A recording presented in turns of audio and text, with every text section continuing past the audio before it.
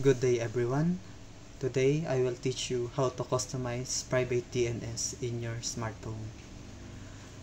This is applicable for users of Android and iOS. So, ano bang benefits ng paggamit ng custom DNS sa ating mga cellphone? So, number one, pwede nitong ma-filter yung mga websites lang na pwedeng ma-access ng ating family members or ikaw mismo na user.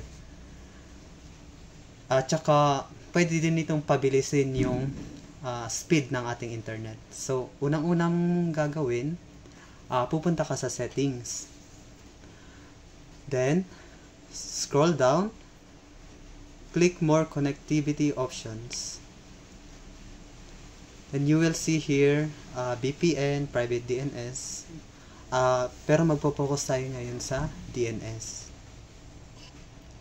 Ngayon, ang default settings nito is naka-automatic since na nabili natin yung device natin.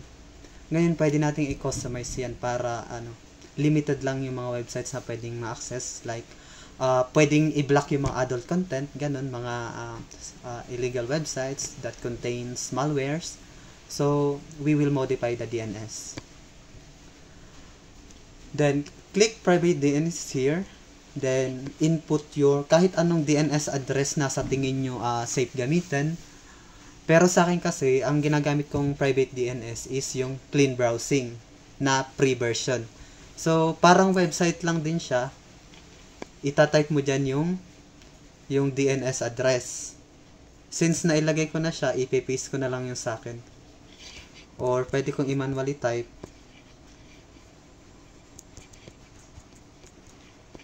dns.cleanbrowsing.org.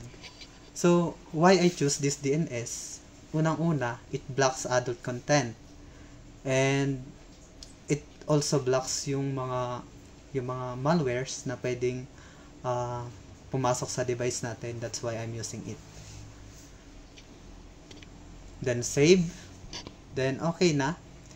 If gusto nyong matest na effective ito, kung talaga bang napablock nito yung mga adult content, bakit di mo itry i-search yung mga alam mong websites, yung mga lagi mong binibisitang websites?